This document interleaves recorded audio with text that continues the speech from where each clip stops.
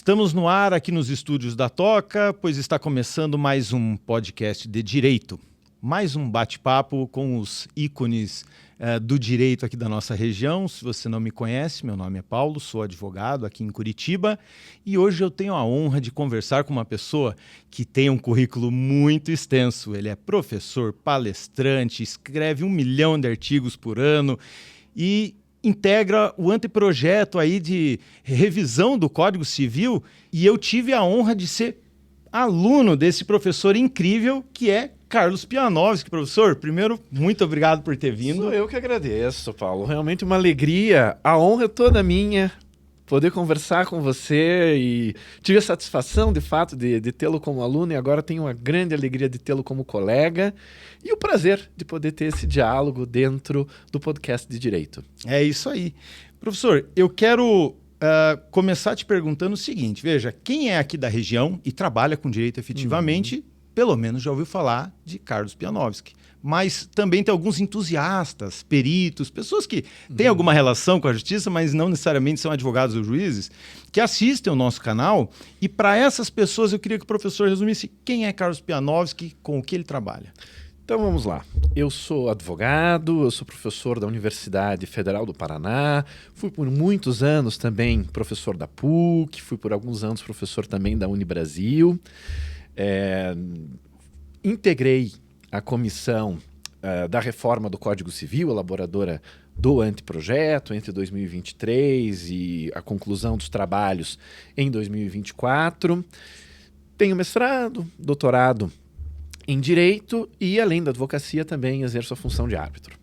Olha só, é bastante coisa, hein, professor? Tudo ao mesmo tempo. E quando o Carlos, que estava iniciando a trajetória no direito, entrando na faculdade, ele já imaginava ou ele já almejava, vamos dizer, ter essa formação tão extensa, participar de algo tão importante quanto esse anteprojeto? Como é que era isso na época lá? Isso foi em outra vida, né? Isso foi no século passado. Mas, de fato, quando ingressei na faculdade, naturalmente, sempre há aquele entusiasmo da escolha da profissão, mas aquela dúvida sobre se a escolha foi correta. É sempre assim no início. Mas já nas primeiras semanas da faculdade de Direito, foi possível perceber que a escolha não poderia ter sido outra.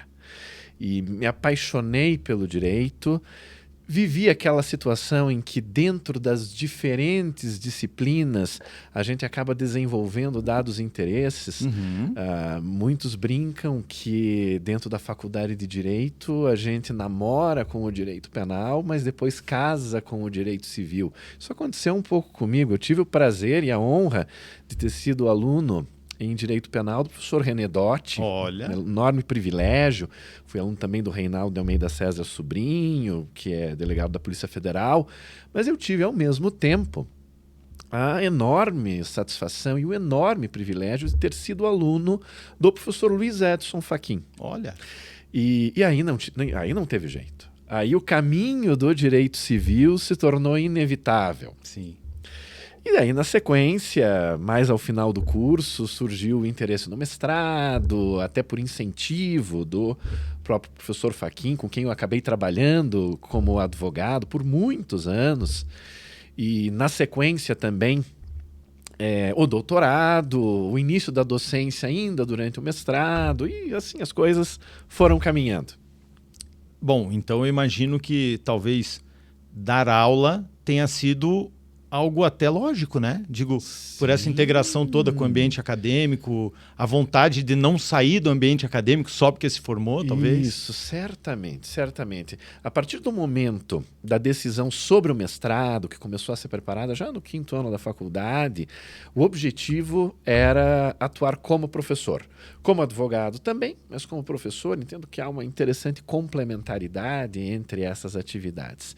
E tive a sorte já no início do mestrado, após menos de 1 ano de mestrado, de começar a dar aulas.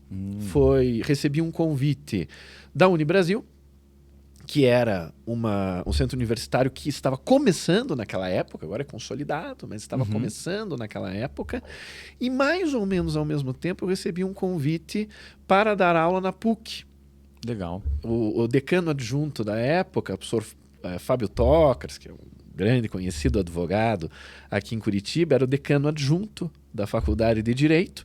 Ele fazia o doutorado, eu fazia o mestrado, e eu acabei recebendo o convite para aquele período inicial de testes.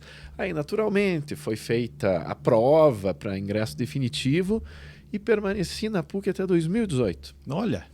Exatamente. E na Unibrasil ficou até quando? Na Unibrasil eu fiquei até 2007 ou 2008, se não me engano. Entendi. Acho que foi 2008, porque eu acabei ingressando na Universidade Federal do Paraná, mediante concurso, e aí não dava para somar tantos afazeres, Fica ainda que difícil com dor no conciliar. coração tive que fazer algumas escolhas. Acredito que o próprio escritório também, né, deva ter, de certa forma, sido limitado, né, por conta do tempo das aulas, do planejamento das Sim, aulas, correção de sim, provas. sim. Isso deve ser difícil de conciliar. Ah, é difícil. O exercício da atividade da advocacia, enfim, Paulo, você sabe o quanto demanda. E madrugadas, noites, fins de semana, aquilo que as pessoas brincam, o que você faz da meia-noite às 6? Bom, uma parte desse tempo, muitas vezes a gente advoga. Mas ainda assim eu consegui, durante aproximadamente 10 anos, levar em conjunto uma intensa atividade da advocacia, aulas na Universidade Federal do Paraná e aulas na PUC. Mas chegou um momento que aí eu tive que me desligar da PUC também, infelizmente, com muita dor no coração. Imagino. E hoje estou na Universidade Federal do Paraná, que é a minha casa, onde me formei, onde fiz o mestrado, o doutorado. Nunca acabei deixando a Universidade Federal, né, em momento algum. E o exercício da advocacia em paralelo. Hoje o professor diz que tem o escritório, já teve o escritório aqui no mesmo edifício que nós temos o estúdio, né? Exatamente, por vários anos. Então, eu comecei como estagiário em 99, e aí na sequência como advogado do escritório, nós ficamos aqui até, creio, 2003 aproximadamente. Aí fomos para um outro escritório aqui próximo, do outro lado da rua, na verdade, praticamente do outro lado da rua, e já desde 2008, 2009, estamos na sede atual, que é uma casa no AU. No AU, perfeito. Agora, bom, para quem ainda vai ter essa vivência do professor, essa coisa acadêmica, para quem ainda está na faculdade, às vezes deve estar se perguntando, e até quem já saiu dela fica se perguntando como é que chega um convite para integrar essa comissão para revisar o código. Como é que funciona isso? O doutor recebeu uma notificação dizendo venha, uma ligação, como é que funciona algo assim? Exatamente. A gente já sabia da existência da comissão, que estava a ser constituída, houve a nomeação de alguns nomes, e acabei recebendo uma mensagem informando que eu receberia na sequência um ato de nomeação. Opa! Para a comissão. E foi, obviamente, portanto, primeiro um convite que imediatamente foi aceito, e na sequência um ato de nomeação firmado pelo presidente do Senado, à época, o senador Rodrigo Pacheco, para o desenvolvimento desse trabalho de revisão do Código Civil, elaboração desse anteprojeto em uma equipe bastante extensa, possivelmente a maior equipe de juristas formada pelo Senado até aqui, para a elaboração de um projeto, de um anteprojeto de lei.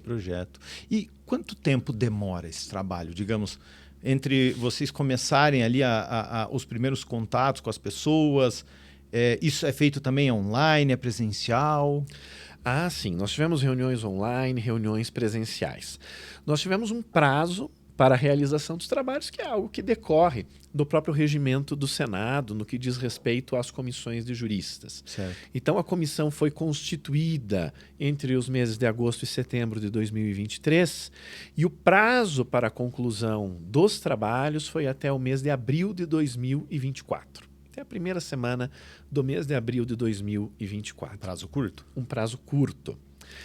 Dentro desse prazo, houve uma boa organização de trabalho. Então, era uma comissão composta por 37 integrantes. Esses 37 integrantes foram divididos em subcomissões. Então, tivemos subcomissão de parte geral, obrigações, responsabilidade civil, contratos, da qual eu fiz parte no primeiro momento, direito empresarial, família, sucessões, coisas e direito digital, porque houve uma iniciativa tanto do senador Pacheco quanto, de modo especial, do ministro Luiz Felipe Salomão, que foi o presidente e é o presidente da comissão, de trazer uma proposta de um novo livro para o Código Civil. Então, foi criada uma subcomissão também para o direito digital. Nós nos dividimos nessas subcomissões e fizemos algumas reuniões conjuntas de toda a comissão, então, reunião em Brasília, audiências públicas, com ampla abertura para participação em São Paulo, Salvador, Porto Alegre, uma outra audiência pública também em Brasília, e nesse meio tempo as subcomissões trabalhavam em reuniões virtuais.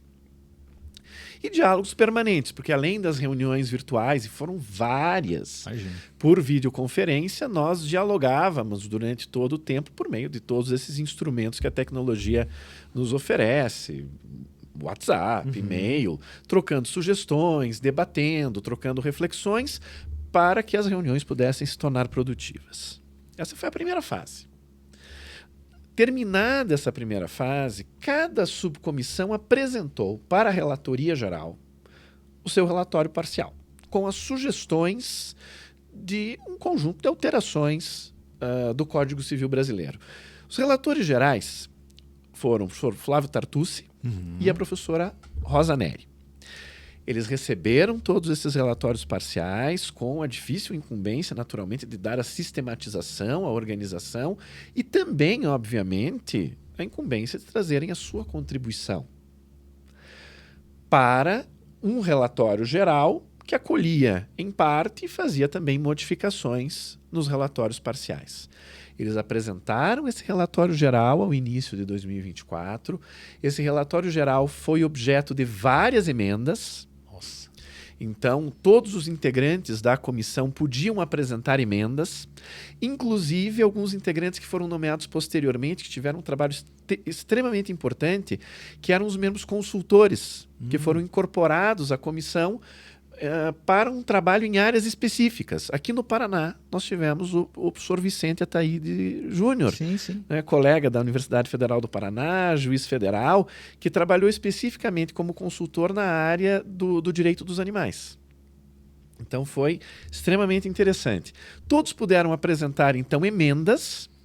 Algumas emendas foram emendas consensuais entre as subcomissões e os relatores. Isso aconteceu quanto a muitos temas de responsabilidade civil, de direito das coisas, de direito dos contratos. O resultado dessas emendas de consenso foi também amplamente divulgado entre os membros da comissão para que também tivessem a oportunidade de suscitar eventuais divergências. E o trabalho, portanto, foi bastante democrático, bastante aberto. E exaustivo. Há um outro detalhe importante. Durante essa primeira fase do trabalho dentro das subcomissões, nós recebemos sugestões de indivíduos e de instituições do Brasil inteiro. Nossa, é muita informação. Muita coisa, lemos tudo, analisamos tudo, debatemos tudo, várias sugestões foram incorporadas, coisas muito interessantes que vieram da sociedade civil, de instituições jurídicas. Tudo isso foi aproveitado. Dificilmente a gente pode dizer que houve um processo pré-legislativo, ainda na fase de elaboração de um anteprojeto por uma comissão de juristas, algo tão democrático, com tanta participação, como nós tivemos dentro da elaboração do anteprojeto. Seria talvez porque o Código Civil, acho que é a lei talvez mais próxima do povo? Exatamente. É algo que trata do cotidiano. Já se dizia de longa data, né, que o Código Civil é a constituição do homem comum. O Reale disse isso tantas vezes quando defendia a aprovação do projeto de Código Civil por ele liderado, né, frente a uma extraordinária comissão de juristas à época, desde o final dos anos 60, e que se converteu em projeto de lei em 75, e hoje é o nosso Código Civil vigente. Então, o Código Civil é uma expressão como norma geral de uma disciplina abrangente, é certo, e que trata da vida das pessoas desde antes do nascimento até depois da morte. Bem isso. Então, é algo com uma repercussão extraordinária sobre a vida das pessoas, né? Então, se trata de nascituro, se trata de embrião, antes mesmo de se falar de nascituro. Se fala, inclusive, de gametas, porque há a proposta, por exemplo, no anteprojeto para tratar da procriação artificial, né? Isso é absolutamente fundamental que seja disciplinado, até hoje não é. Pois é. Então, dentro da proposta, regras, a nosso ver, bem postas, que obviamente se sujeitam ainda ao escrutínio público, ao debate no Congresso Nacional, mas uma proposta para que isso seja disciplinado. Então, desde os gametas, embriões, o nascituro, passando pelo reconhecimento da personalidade, a capacidade, esse sujeito que vai integrar as relações jurídicas descritas na parte geral, sujeito que contrata, que sofre danos, que causa danos, que constitui empresa, que é possuidor, é proprietário, é usufrutuário, é usuário, é titular de direito real de habitação, constitui família, tem filhos, casa ou constitui união estável, em algum momento fica viúvo ou se divorcia. E aí é o efeito sucessório, com as consequências para depois da morte. E que dizem respeito não apenas ao patrimônio, mas dentro dessa lógica contemporânea de um direito civil já de longa data repersonalizado, também é uma dimensão existencial dos direitos da personalidade. Então, tudo isso plasmado nessa extensa e tão importante norma que é o Código Civil. Pois é. E vamos lá, eu me lembro que na época de faculdade, o aluno ainda desesperado por aquela infinidade de conteúdo, né? Entre nós rolava aquela conversa, né? Tá, mas quando é que eu sei se algo vai estar no Código Civil, no Código de Defesa do Consumidor? E eu me lembro que nós dizíamos o seguinte, lembra que o professor fala do caráter residual. Isso. Se não está na lei penal, não está na eleitoral, não está na trabalhista, não está tá no Código Civil. Então ele reúne, ele tutela tantos bens jurídicos que naturalmente acho que é o diploma legal mais, mais extenso, não é? Sim, me parece que sim. Se a gente for ver, essa ideia do Código Civil como norma geral é mesmo a ideia contemporânea, né? Houve época em que os códigos civis no século XIX queriam dar conta de tudo que era relevante para o direito civil, ou por regras específicas, ou pelo menos por grandes princípios reitores e unificadores da codificação. Portalis dizia isso lá entre 1803 e 1804 na França, no Código de Napoleão. Mas no século XXI, os códigos continuam tendo importância, houve todo um processo de descodificação, assim chamada, em vários países, mas o fato é que os códigos remanesceram, mas remanesceram com outro papel. Uma lei extensa, uma lei estruturada, mas que funciona mesmo como norma geral. Então, ao lado do Código Civil, nós vamos ter Código de Defesa do Consumidor, Estatuto do Idoso, Estatuto da Criança e do Adolescente, Lei de Locação de Imóveis Urbanos, Estatuto da Terra, Lei Geral de Proteção de Dados, Marco Civil da Internet. Hoje temos, recentemente, algo excluído do âmbito do Código Civil, um marco legal dos seguros, também um marco legal das garantias que dialoga com o Código Civil.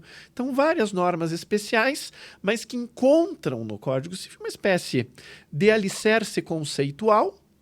Esse é um primeiro ponto importante para se pensar, há um alicerce conceitual comum no Código Civil e, do ponto de vista realmente normativo, a condição de norma geral que se aplica na ausência de norma especial.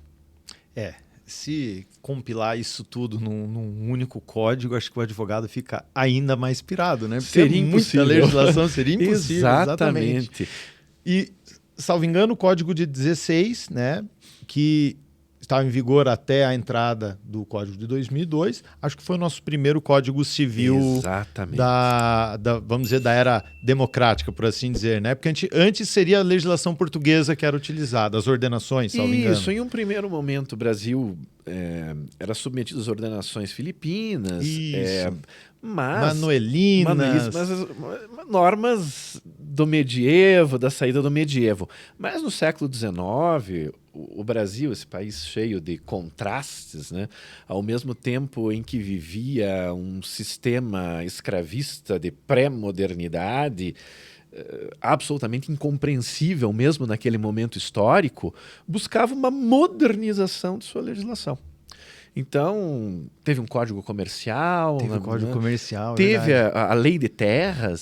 Sim. O Brasil ficou com um vácuo sobre direito de propriedade durante um tempo considerável, porque o regime de sesmarias não existia mais, mas não tinha nada no lugar. Aí se criou uma lei de terras e houve uma consolidação das leis civis do grande Teixeira de Freitas, né, o grande jurista do Império.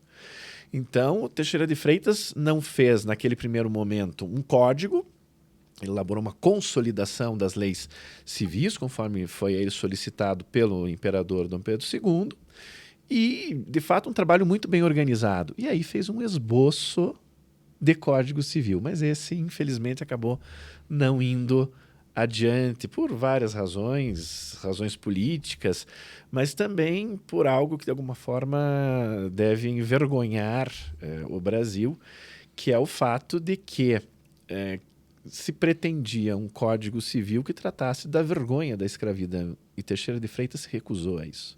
Olha. Ele chegou a dizer com todas as letras que não se pode colocar no Código Civil normas sobre a escravidão, essa vergonha que tende a acabar, mas que, enfim, ainda era parte daquela realidade, mas que isso não venha conspurcar o Código Civil. E por isso ele se recusou no esboço a tratar da escravidão. Isso fez com que não fosse adiante. Mas foi aproveitado. Na Argentina, o Vélez Sarsfield declaradamente se inspirou muito no esboço de Teixeira de Freitas. Bevilacqua também, né? Teve no esboço de Teixeira de Freitas inspiração para o Código Civil de 16. Olha, detalhes históricos que muita gente deve estar ouvindo pela primeira vez hoje. E, bom, de 1916 para 2002, nós tivemos aí 80 e tantos anos. Isso. De 2002 agora para 2025, nós tivemos 20 e poucos anos, né?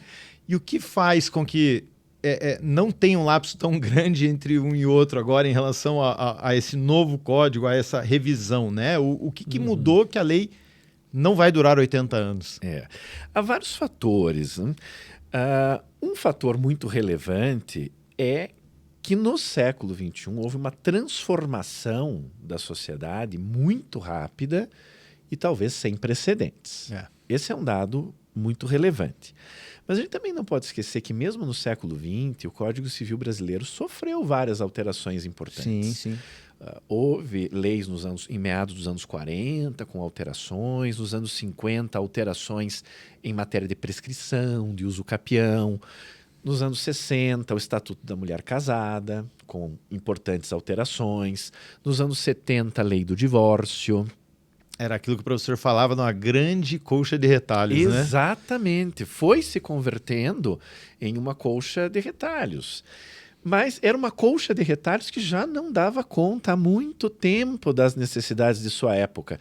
Tanto que nós tivemos um projeto de reforma do professor Orlando Gomes, nós tivemos um projeto de Código Civil do professor Caio Mário da Silva Pereira, os dois acabaram não prosperando, mas já no final dos anos 60, o Poder Executivo tomou a iniciativa de constituir a comissão de juristas que acabou elaborando o anteprojeto, que se tornou em 75 projeto, que em 2002 se tornou código. Nossa, Então, já no final dos anos 60, se via a insuficiência do Código Bevilacqua para dar conta das demandas contemporâneas à época. Nossa. Então, imagina nos anos Demorou 80, demais. Demorou demais.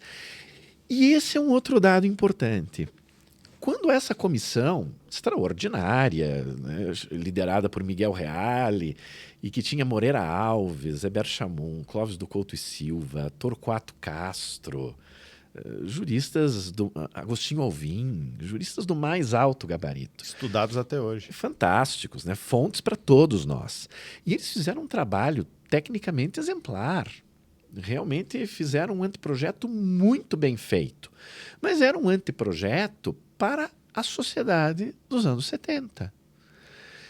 Quando eles começaram a elaborar o anteprojeto, sob o ponto de vista econômico, não tinha ocorrido sequer a primeira crise do petróleo. Quando o anteprojeto virou projeto, ainda não tinha acontecido a segunda. Não havia divórcio no Brasil. E o anteprojeto nem previa. Tinham recém saído da consolidação das ideias do Estatuto da Mulher Casada, lá do comecinho dos anos 60. Alterações também extremamente importantes do ponto de vista normativo. Era um código feito para uma constituição de um determinado período de exceção. É verdade. Uhum. E em 88 nós tivemos uma constituição democrática e uma constituição com um outro perfil. Que muda tudo. Totalmente. É claro que foram feitas várias alterações no projeto no Congresso. Isso é inequívoco. Até para adequar. Claro. Mas essas alterações não foram suficientes, infelizmente, para que o código, em 2002, atendesse às necessidades mesmo daquela época. Ele já nasceu como um código olhando para o século XX. E mesmo com um trabalho que é preciso reconhecer exemplar, tanto dos remanescentes da comissão do anteprojeto, que assumiram um papel de comissão revisora durante o trâmite no Congresso Nacional, quanto daqueles parlamentares que desenvolveram o trabalho de viabilizar a própria aprovação do Código, tentando inclusive extirpar inconstitucionalidades. Então, nós tivemos o senador Josafá Marinho, que teve um papel super importante, e aí quando voltou para a Câmara, Ricardo Fiuza, deputado, também civilista, como o professor Josafá Marinho, fez um trabalho importantíssimo. Mas veja só, Paulo, como a desatualização do código que acabava de entrar em vigor era algo que já chamava atenção.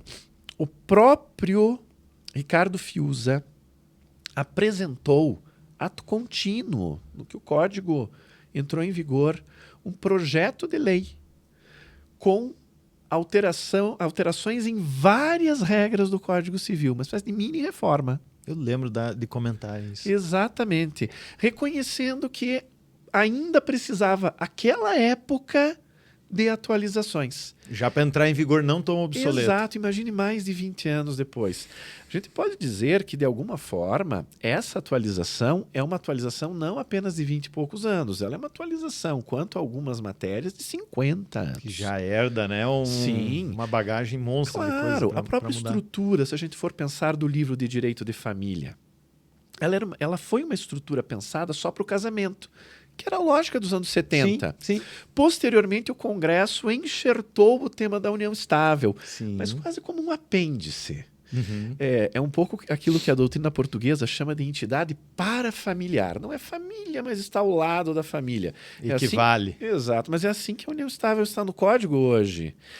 E não pode ser assim, né? Há igual dignidade jurídica, há a conjugalidade e há a parentalidade. É necessário trabalhar de modo sistemático com isso. E a própria estrutura do livro não dá conta, porque é uma estrutura para uma outra sociedade e para uma outra Constituição. Então, no livro de Direito de Família, talvez nós tenhamos as alterações mais extensas, trazidas pelo projeto de reforma. São as demandas, talvez, que mais aparecem do ponto de vista popular mesmo, né? Sim, porque tanto exatamente. o abastado quanto o desprovido, todos eles sofrem do mesmo problema. Afeta a vida de todo mundo. E eu me lembro, por exemplo, acho que é bom destacar aqui, dentre o mar de leis que vem para tentar atualizar isso aí, eu me lembro daquela lei que foi proposta pelo Clodovil. Sim, exatamente. Da inserção do nome, a possibilidade de inserção do nome do padrasto, como uma espécie de antessala para o reconhecimento de dadas situações possíveis de socioafetividade. E que já era estudada pela doutrina desde o final dos anos 90. Um dos precursores foi o professor José Edson Fachin, foi a tese dele de titularidade na PUC-Paraná. E aqui no Paraná nós tivemos o primeiro voto reconhecendo socioafetividade, que foi do desembargador Acácio Cambi, no início dos anos 2000, e aos poucos isso foi sendo incorporado pela jurisprudência e hoje isso é amplamente reconhecido na jurisprudência do próprio STF. Mas o que há a necessidade de se fazer, há a necessidade de recolher a construção jurisprudencial consolidada para dar segurança jurídica, para dar estabilidade, mas também definir certas balizas. Por exemplo, às vezes as pessoas fazem uma confusão entre ser padrasto, ser madrasta, um padrasto que cuida bem, uma madrasta que cuida bem, e ser pai socioafetivo ou ser mãe socioafetiva. Pode ser que um padrasto ou uma madrasta se tornem pais socioafetivos, mas nem sempre isso acontecerá, porque há a necessidade do atendimento dos requisitos, do tratamento, da reputação social. O anteprojeto de reforma, hoje projeto, né, projeto de lei 4 de 2025, trata da socioafetividade e traz um parágrafo para dizer que a afinidade decorrente da condição de padrasto ou madrasta não gera automaticamente socioafetividade. Ou seja, mais um elemento para tentar trazer segurança jurídica. Se incorpora o que foi construído na jurisprudência e, ao mesmo tempo, se estabelece um parâmetro, um pouco dialógico, ou mesmo dialeticamente, para que as novas decisões sigam um padrão agora previsto na legislação. É para orientar o magistrado também, né? Isso foi muito a lógica da reforma. Ela é uma reforma extensa. Se a gente for ver o número de artigos, é uma reforma extensa. Aumenta o tamanho do código. E aumenta o tamanho do código por causa do livro do direito digital e vários itens que são renumerados. Há alterações quantitativas, sem dúvida, de um modo expressivo. Mas se a gente fizer uma análise qualitativa, a maior parte do que se apresentou como proposta para a reforma é consolidação no texto da norma de construções jurisprudenciais já cristalizadas. Pois é. Eu sempre que eu converso com os amigos que estão na mesma lida, né, a gente chega no consenso que escritório da advocacia se vê cenas de novela quase todos os dias. Coisas que, se te contarem, talvez você não acredite até participar, né? E justamente essa questão da paternidade socioafetiva é algo que surgiu no escritório, o estudo, a partir de um caso prático também, em que alguém vem com a demanda e você fala, não é que isso acontece mesmo? Isso aí. E quando a gente começa a conversar com o cliente e obter as razões do cliente, na verdade, no meu caso, estava obtendo as razões de um menino de, sei lá, de 10 anos de idade, né? A mãe comunicando, obviamente, representando. Sim. E ela dizia, ele fica indignado porque no colégio todo mundo tem o sobrenome do pai que vem buscar e ele não tem. É algo que incomoda o menino. Sim. E eu falava, nossa, sério que isso incomoda a criança, né? Por dentro, né? Sim. E ela dizendo, olha, isso incomoda muito. E a relação que ele tem com o pai socioafetivo é uma relação que ele não tem com o pai dele, porque desde que nasceu nunca houve um contato, né? E provavelmente isso vai despertar do pai também uma reação. Fatalmente. Né? Despertou, mas foi uma reação muito tranquila. E aí, quando você termina o processo, vê aquilo realmente resolvido, você fala, olha só, caso de novela na tua frente, né? Exatamente. E como deve ser gratificante, e é gratificante para o advogado, você resolver uma questão que é propriamente existencial, diz respeito à identidade. Quem eu sou? E como isso é importante para a vida de uma pessoa. E isso foi uma construção de início doutrinária, jurisprudencial, e hoje o que se propõe é que isso seja positivado, inclusive com a admissibilidade da multiparentalidade. Tem muita gente que resiste à multiparentalidade, mas trazer a multiparentalidade em lei não é um incentivo à multiparentalidade, não é isso. É a identificação de uma situação concreta para a qual o direito não pode simplesmente fechar os olhos, dizer, não, isso não existe, eu não estou vendo, ou isso não me importa. Isso importa para o direito. E importa porque é a realidade. Se importa para o cidadão, importa para o direito. Exatamente. Eu vou lhe contar um caso, claro, somente em linhas gerais, de quando eu era estagiário, no estágio obrigatório do escritório modelo da Universidade Federal do Paraná. O tema da socioafetividade já era tratado na doutrina, mas não tinha nada na jurisprudência. E havia um caso no escritório modelo no qual Veja só, tem crianças que não têm pai. Essa criança tinha a sorte de ter 2 pais que o queriam como filho. Caso de novela. Exatamente. 2 pais estavam disputando a paternidade dessa criança. Porque o marido da mãe não era o pai biológico, mas criou como pai. E é o pai. Reivindicava a paternidade. Sem sombra de dúvida. E pela presunção de paternidade, ele era o pai registral. Todos os elementos da posse de status estavam lá: nome, tratamento e reconhecimento social. Mas quando houve o divórcio do casal, o pai biológico ficou sabendo por meio da mãe que ele era pai biológico e ele quis ser pai dessa criança, efetivamente quis ser pai dessa criança. Hoje essa solução seria fácil, todos em conjunto poderiam pleitear em juízo, trata-se de criança menor de 12 anos, poderiam pleitear em juízo o reconhecimento dessa paternidade múltipla. Então, um pai biológico, um pai socioafetivo, mas paternidade sem qualquer tipo de hierarquia. Mas naquela época não. Eles disputaram a paternidade. Não sei o que aconteceu no caso, eu me formei, não acompanhei o processo, mas foi algo que me chamou muito a atenção naquela época. E em relação ao Código de 2002, o professor, pela vivência com todo esse debate do anteprojeto, tem alguma coisa assim que o professor reputava como isso aqui tinha que limar do código? Tinha alguma coisa assim que te incomodava, que devia ser cortada do código?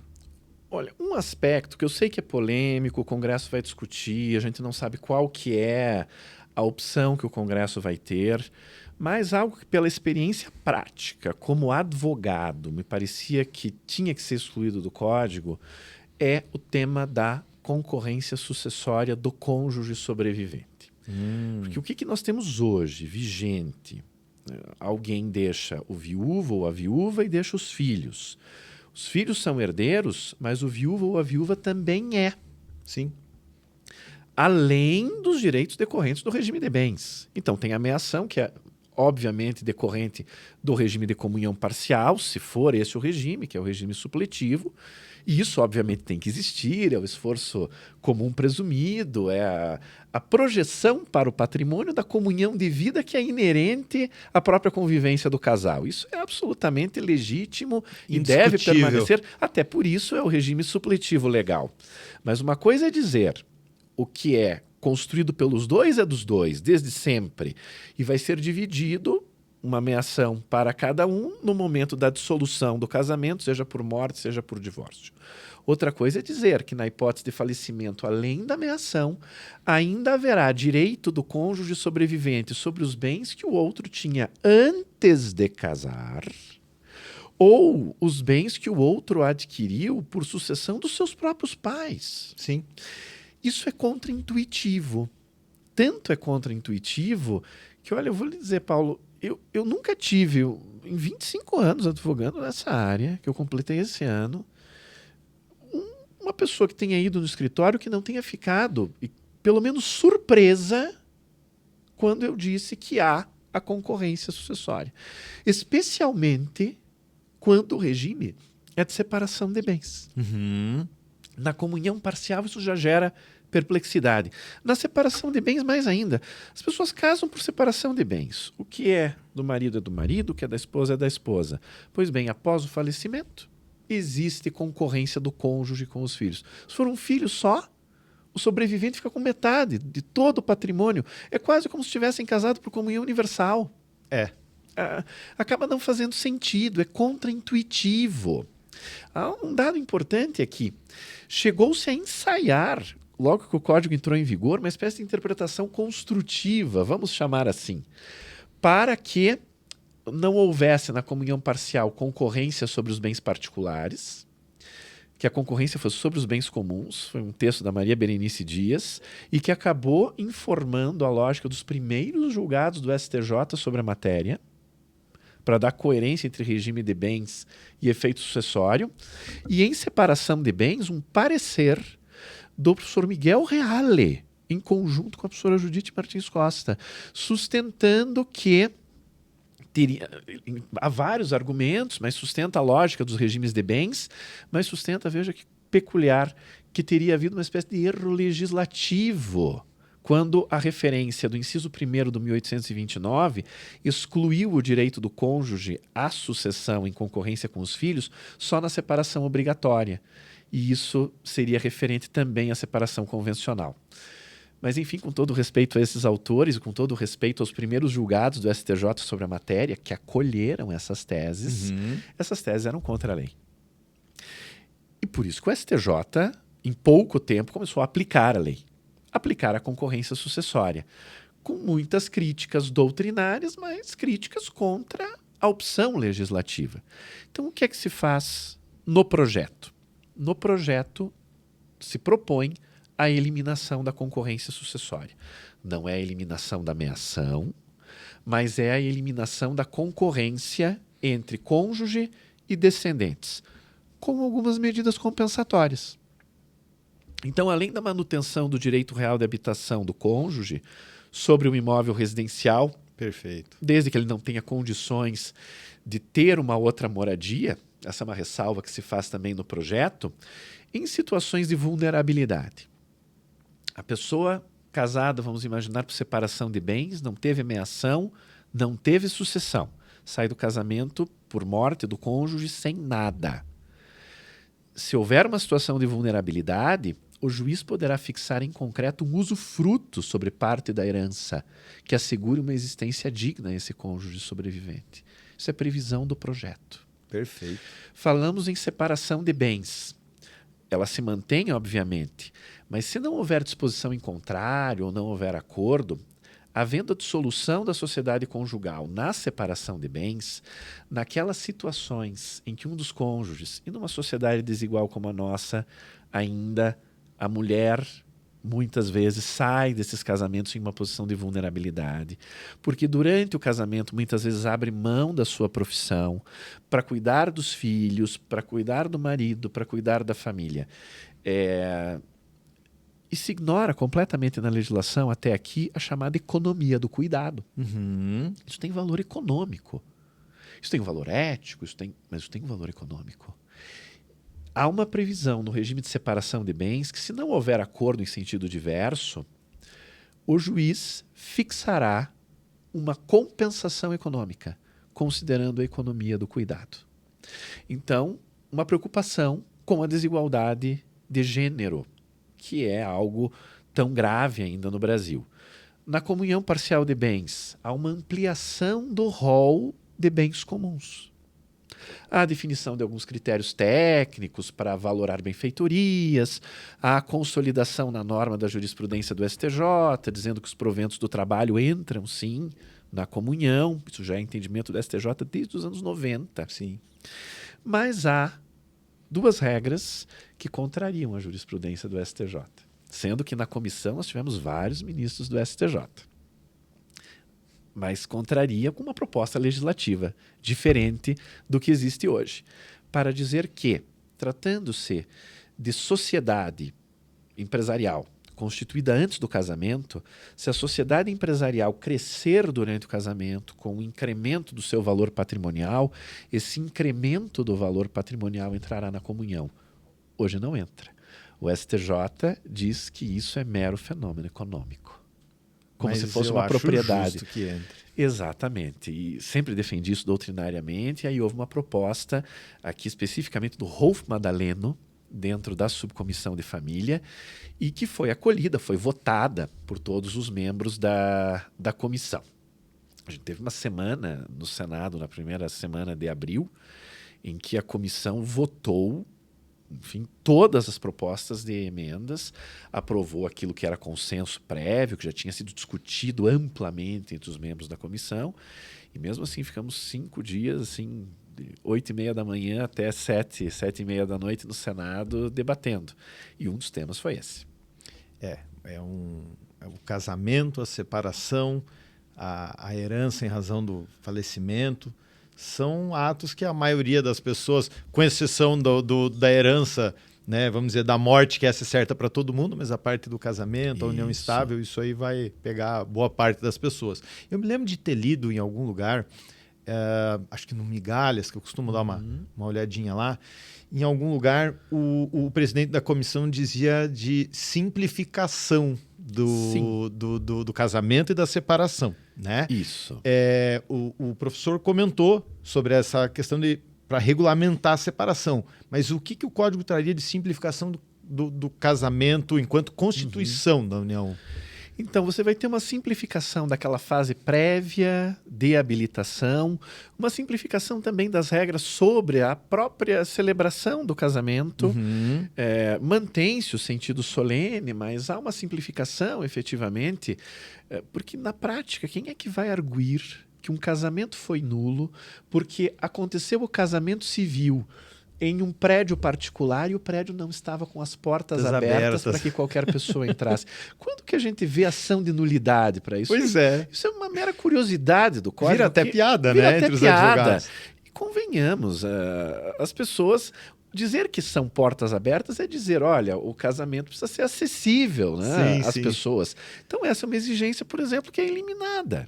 Então, não há mais aquela previsão que tem que ser feita de portas abertas. Há uma facilitação, ele é abreviado, o processo também de habilitação, facilitando, portanto, tornando mais rápido o próprio processo.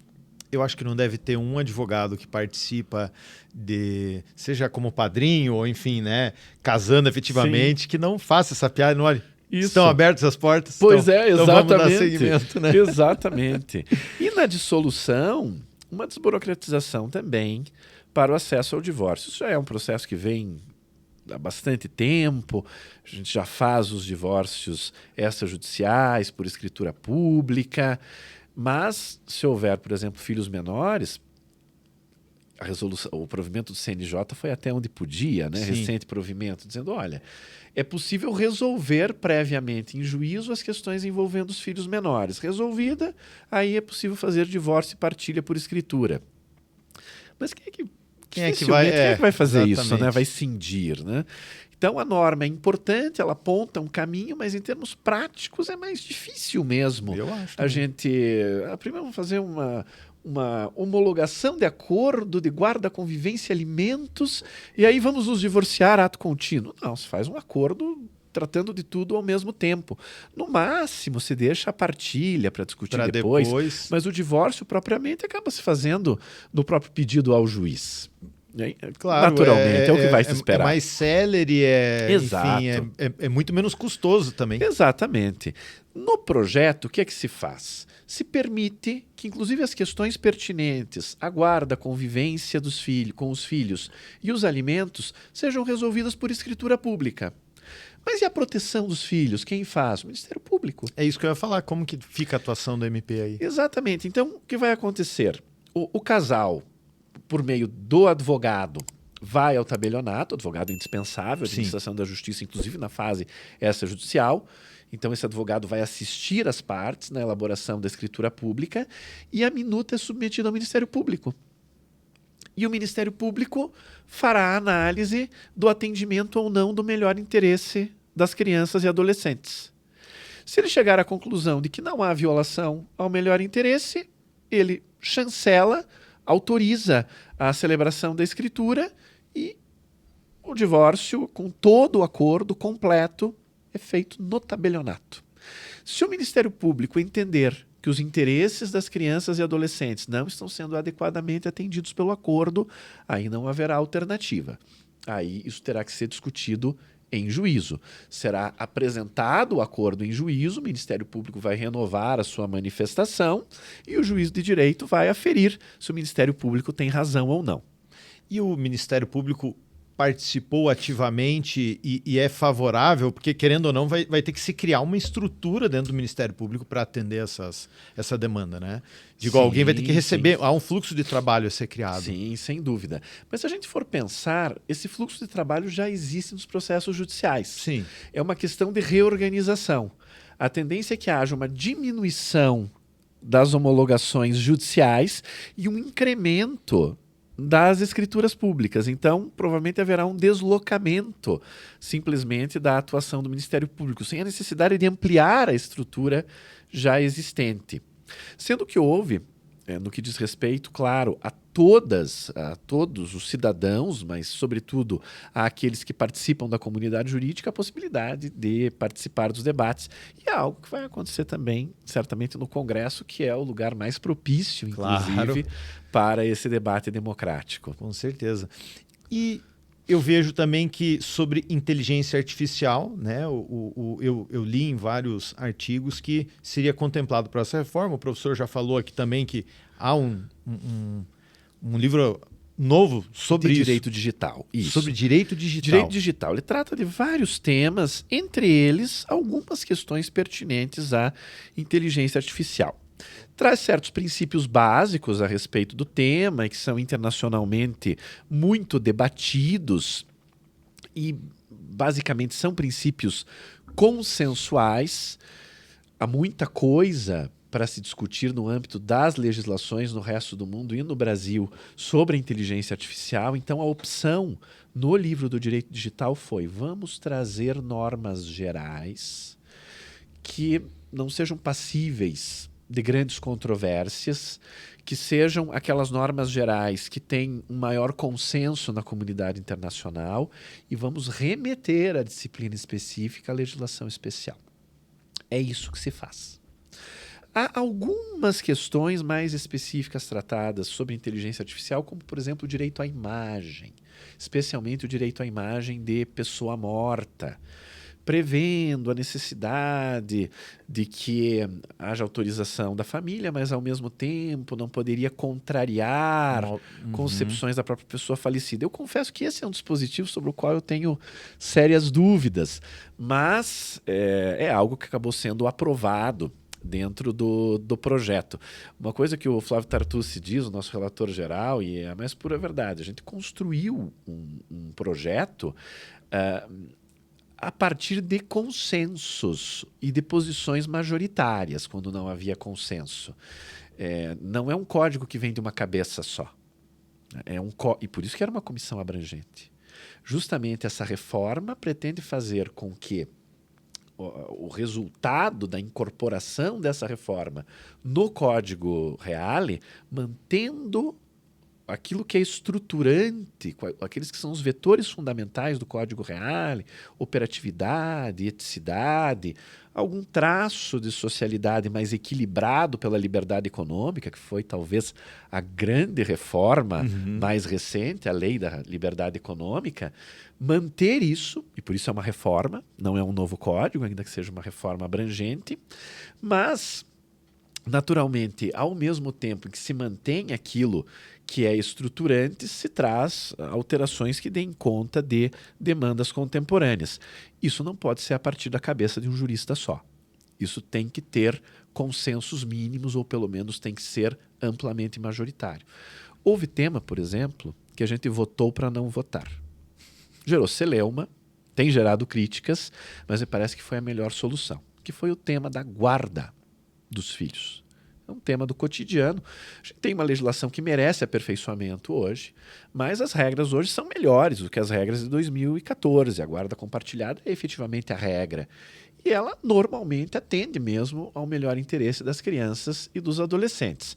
Havia propostas mais modernas, de se substituir a ideia de guarda por uma ideia de convivência compartilhada, como uma expressão da autoridade parental, que é o nome que se utiliza no projeto para o que ainda hoje se chama de poder familiar, e buscando, portanto, uma modernização e uma ampliação da convivência mais igualitária em proveito da criança entre os pais.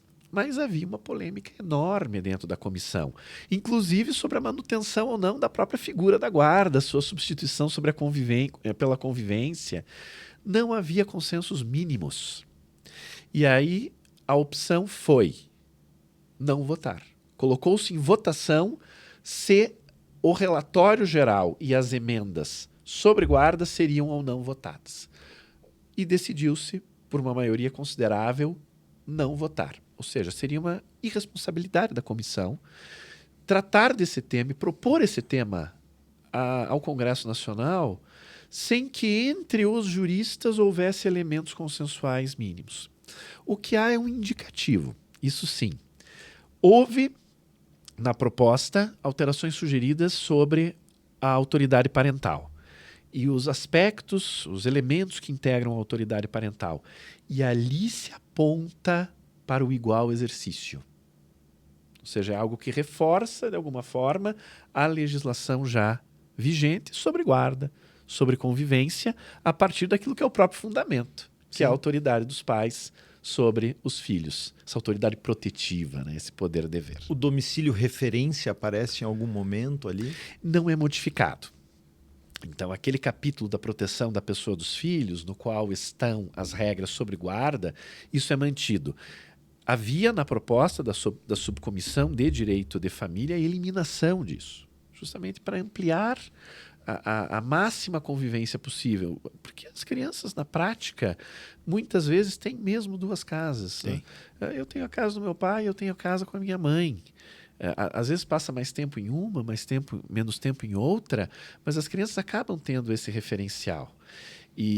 Mas esse é um passo ainda a seguir. O que a comissão fez, e essa foi a deliberação, foi entregar todo o material debatido, relatório parcial da Comissão de Direito de Família, relatório geral, Flávio Tartucci e Rosa Neri, e as várias emendas que foram feitas a respeito do tema. Isso foi entregue ao Congresso Nacional para subsidiar eventuais debates futuros, mas daí em uma lei específica, não uma lei especial, mas uma lei de alteração específica para o tema da guarda.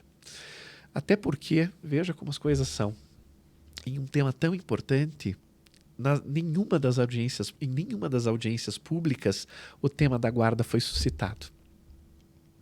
Então, a comissão não teve os subsídios das audiências públicas, tinha divergências por uma questão de responsabilidade. Foi melhor não votar. Delicado demais. Exatamente. Pois é. E o pior é que não dá para discordar, porque realmente é delicado Exato. demais. No futuro, espera-se que haja efetivamente um avanço. Mas havia, Paulo, para que você tenha uma ideia, propostas, porque a comissão é muito heterogênea, havia propostas de retorno à redação pré-2014. Que dizia a guarda será compartilhada sempre que possível. E aí abre um espaço gigante para que se diga, mas os pais brigam, porque os pais não conversam. E aí isso mataria a guarda compartilhada, que teve um desenvolvimento tão importante na jurisprudência a partir da legislação vigente, que, de novo, merece aperfeiçoamento? Merece, mas ela é muito melhor do que a que existia até 2014. Seria esse o caso, então, vamos dizer, a omissão voluntária do legislador, talvez para dar uma discricionariedade maior para o julgador, de acordo com o caso que ele pega? Aqui eu diria que até é para dar menos discricionariedade, porque a regra vigente diz, não havendo acordo entre os pais, a guarda será compartilhada. Sim. A não ser que um deles diga que não a quer para si, ou que não tenha condições de exercer o que se chama ainda hoje de poder familiar. Então, ela é uma guarda compartilhada que se coloca como a opção legislativa prima facie. Alguns dizem uma guarda compartilhada obrigatória, em termos, porque ela deve ser aplicada, inclusive liminarmente, porque esse é o sentido da regra do Código, mas se constatar durante a convivência que o regime não atendeu à finalidade, aí ele pode ser modificado. Mas o juiz não pode, de antemão, presumir que não vai presumir que isso é o melhor para aquele caso, para aquele menor. Exatamente. Né? Vai ser guarda unilateral, presumo que... Isso ele não pode fazer. Então, havia risco de retrocesso, né? E havia, claro, eventual possibilidade de avanço, mas por estreita maioria. Sim. Como é que vai se propor isso para o Congresso Nacional? Pisar em ovos, né? Bom, mas eu percebo também que algo que é muito debatido hoje é a questão do direito dos animais e, pelo que o professor antecipou no início da conversa, me parece que isso também está tendo uma previsão mínima no Código. O que o apaixonado pelo pet pode esperar disso aí? Então, há uma mudança bastante importante e que vem na tendência de vários ordenamentos no mundo todo para dizer que os animais não são coisas. Uhum. Claro, eles continuam dentro da lógica da relação jurídica, podendo ser objetos de relações jurídicas. De propriedade. Exatamente, de contratos, mas eles não são coisas, eles têm um estatuto próprio. Não são pessoas, também não são coisas, são seres sencientes. Não tem personalidade própria. Isso, exatamente, mas não são tratados como coisas. São seres sencientes e que, portanto, devem ser tratados em conformidade com o que se exige a partir do reconhecimento dessa sensibilidade dos animais, o respeito a essa sensibilidade dos animais.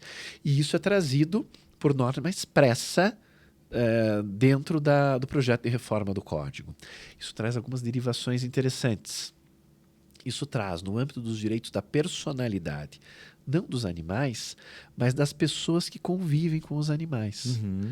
Então, se reconhece como uma expressão da personalidade humana a afetividade destinada aos animais no entorno doméstico. Quase uma extensão da pessoa. Isso, para dizer que, nessas situações, se houver uma agressão, se alguém mata o animal, se alguém fere o animal, isso repercute na personalidade das pessoas daquela família que pelo animal tem uma afetividade. Perfeito. E isso gera consequências no âmbito da responsabilidade civil, quando menos. No âmbito do direito de família, muita gente fala em guarda compartilhada de animais. Já passei por isso também. A gente não vai chamar dessa forma. Guarda alternada, no caso. Ou guarda caso. alternada. O que vai se dizer existe um direito de convivência. Sim.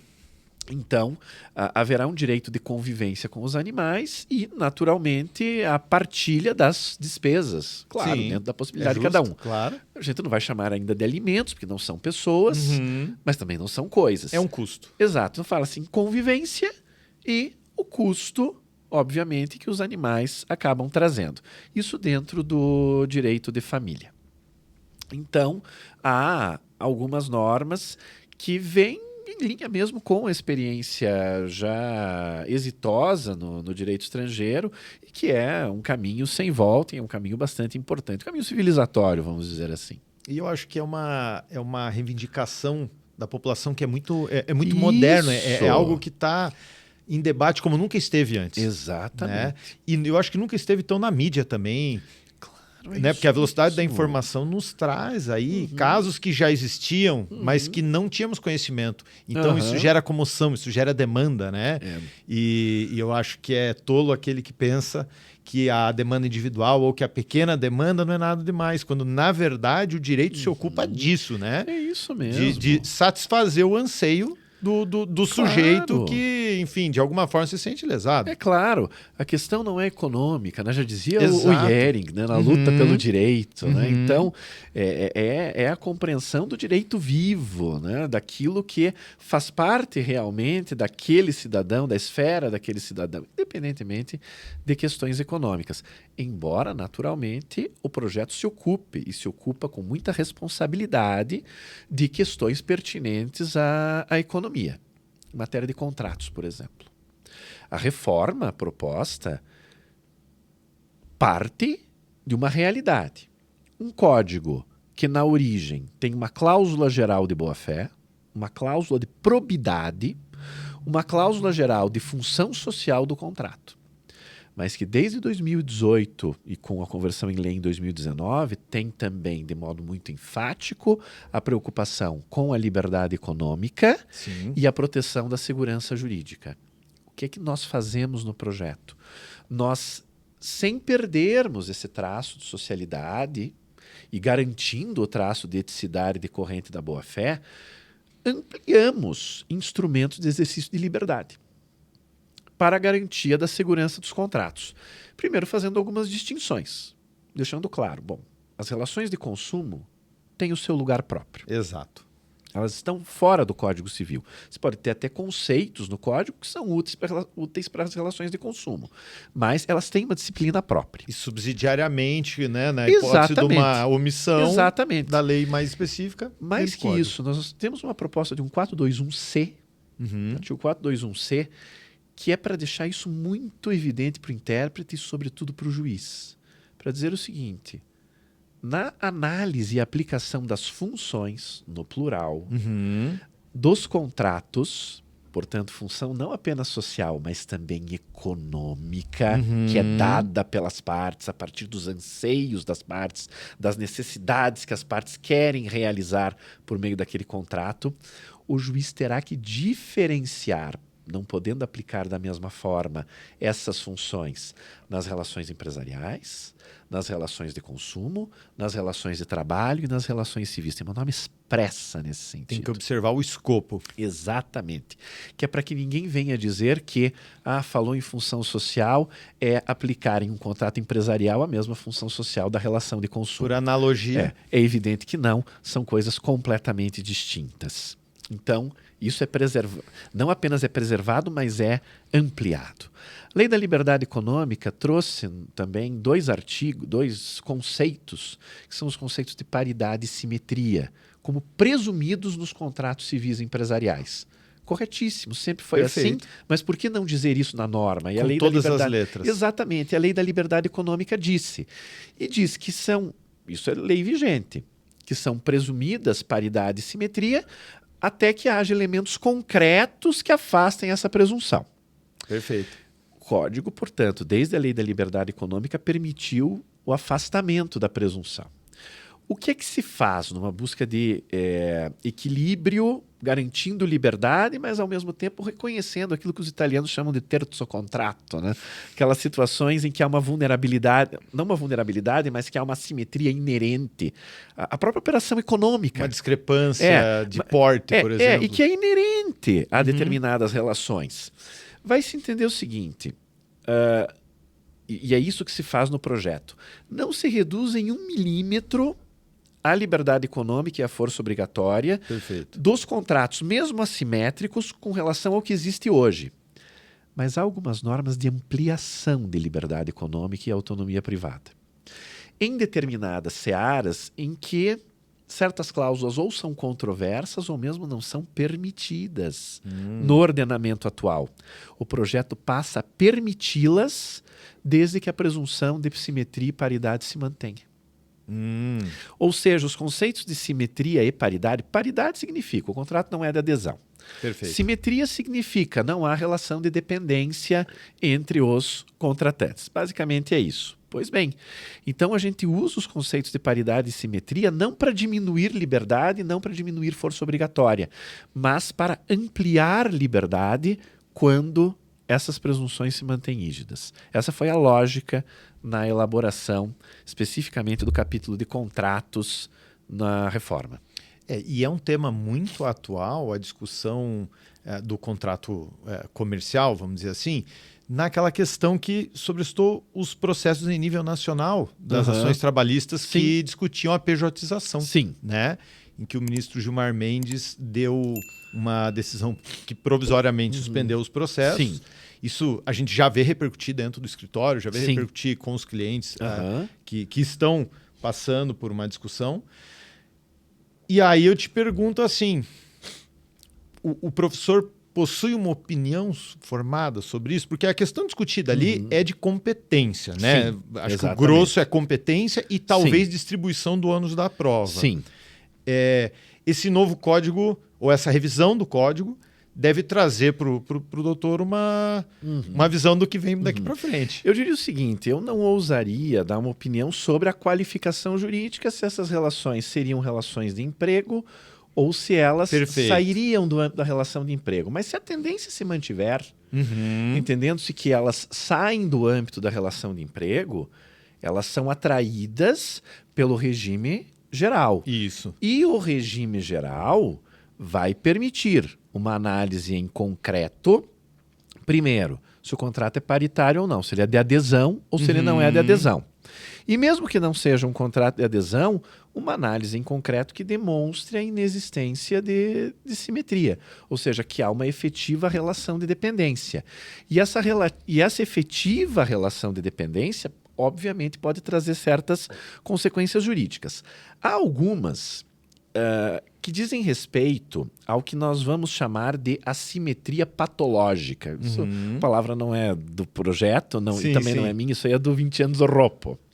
Então, a assimetria patológica, ela é resolvida por certos instrumentos clássicos. do direito civil, a figura jurídica da lesão, a figura Sim. jurídica da coação. Então, há vários elementos que permitem resolver questões relevantes por meio de instrumentos clássicos. Mas existe aquela que o Vincenzio Roppo vai chamar de assimetria fisiológica, que nos contratos empresariais é chamada pelo projeto de uma assimetria natural a dados contratos empresariais. E deve-se levar em consideração essa assimetria natural. Quando houver legislação especial, dentro das balizas da lei especial. Quando não há a baliza da lei especial, levar em consideração, se for relação empresarial, qual que é a lógica de mercado daquela relação e, portanto, qual seria o tratamento que deve ser oferecido diante daquela assimetria natural. Um raciocínio análogo, eventualmente, poderá ser feito nesse âmbito da pejotização, se efetivamente essas relações forem excluídas do campo do direito do trabalho. Eu entendo que trazer a competência para o cível já muda automaticamente a distribuição do ônus da prova, né? Uma vez que derruba as presunções mais específicas da Justiça do Trabalho, né? Então, não sei, pode ocorrer um desestímulo para se ajuizar esse tipo de ação, pode ocorrer também, enfim, eu acho que as chances são muitas, né? Mas é uma discussão que está, sem dúvida, inclusive com as associações de magistrados, Brasil afora, dos 24 TRTs, estão assim, realmente defendendo defendendo a competência da Justiça do Trabalho. E não há dúvida de que, se for excluída a competência da Justiça do Trabalho, mesmo esse regime geral, que reconhece hipóteses de demonstração de assimetria, não é um regime geral tão protetivo quanto o regime trabalhista. Exato. Aliás, nossa, é muito distante. É bem distante. A proteção, ela é uma proteção somente para situações muito exacerbadas, né? Para situações que saltam aos olhos de modo muito evidente. E, sobretudo, se a gente for pensar, qual é o efeito prático de afastar a presunção de simetria e de paridade? Isso vai afastar certas escolhas que hoje até muitas nem seriam possíveis, e se entrar em vigor o código, seriam. Por exemplo, uma cláusula de não indenizar.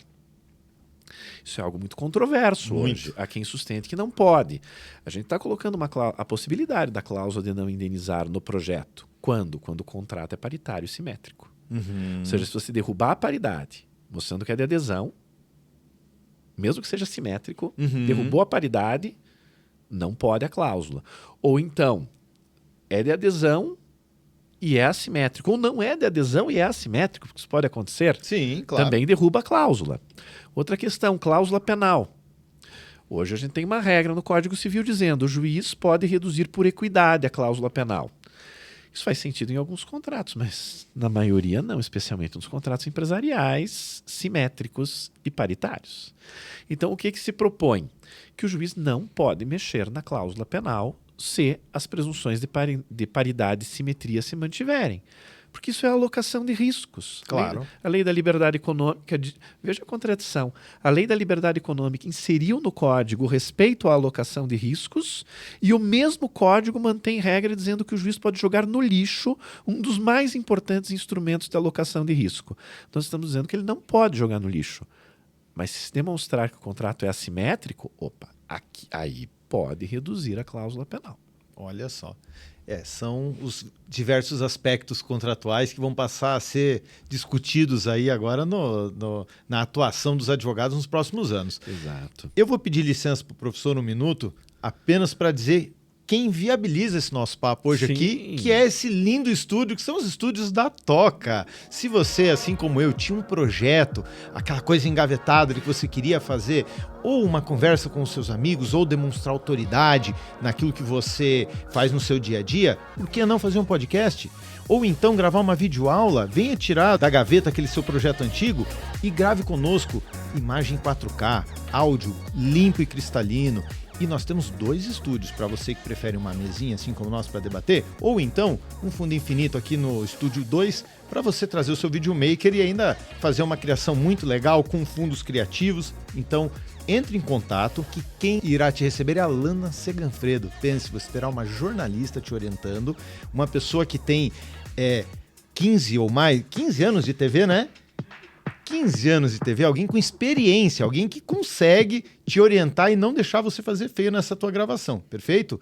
Então, acessa aí e corre, porque conforme as semanas vão passando, às vezes é difícil conseguir agenda para a mesma semana, então corre porque essa é a minha dica para você hoje. E professor, para encerrar a nossa conversa, depois de toda essa participação, né, nessa comissão, existe a intenção do professor, talvez conjunta com outros colegas que participaram, em de alguma forma trazer isso para quem vai ser obrigado a estudar essa nova normativa através de um código comentado, alguma coisa assim? Já existe esse projeto ou ainda não? Não existe ainda, porque a gente está numa primeira fase de tramitação. Claro, vários textos têm sido escritos. Isso me parece que, de fato, é muito importante tanto para fomentar o debate, quanto para, eventualmente, aquilo que vier a ser aprovado já servir como um princípio de doutrina. Claro. Né, que serve para permitir o desenvolvimento posterior de outras ideias. Então, mas não há, por hora, nenhum projeto dessa natureza, porque seria um pouco prematuro. Claro. Né? Mas há vários artigos, tanto artigos mais informativos que são publicados, e como é interessante que a gente tem hoje, né? Conjur, Migalhas, Jota, né? Um conjunto de veículos que outrora nem seriam cogitáveis e hoje estão ao acesso dos dedos de cada um de nós. Então, artigos informativos têm sido publicados e alguns artigos acadêmicos também, sem contar alguns livros que têm sido atualizados já com a indicação de algumas das alterações propostas dentro do projeto.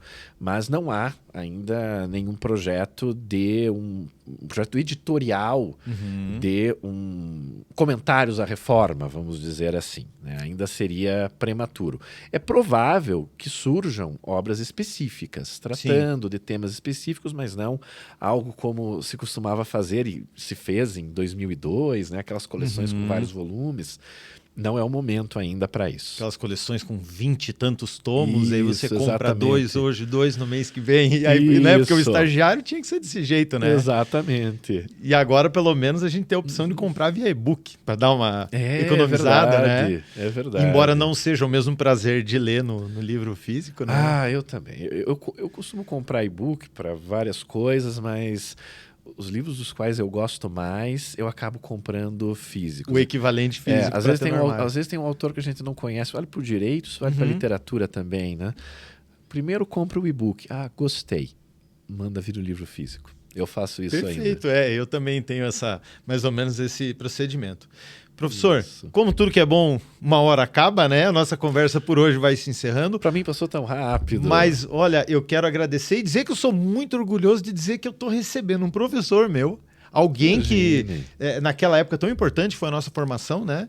Poder trazer aqui hoje e conversar de igual para igual, porque lá atrás a gente nem vislumbra a hipótese de, às vezes, sentar na mesma mesa para bater um papo com quem está nos ensinando. A gente, às vezes, nem se vê nessa possibilidade.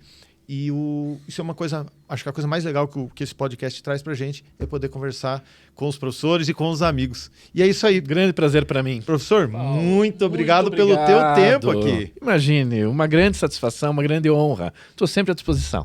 Para quem quiser localizar o professor, seja para bater um papo, enfim, para conhecer as obras do professor, ou talvez até para se tornar cliente, né? Na eventualidade de estar precisando do trabalho do professor, qual que é a forma mais fácil de encontrar? É no escritório, tem site, como que é? Isso, há um site do escritório, faquinhaadvogados.com.br, mas há também o contato possível, fácil, que a tecnologia proporciona via Instagram, @carlospianowski. Então, estou sempre à disposição. Perfeito, professor. Obrigado novamente e espero que vocês tenham gostado dessa conversa. Foi um papo que a mim agradou muito. Caso você já tenha esquecido, meu nome é Paulo Borges, você está nos estúdios da Toca. Até a próxima conversa.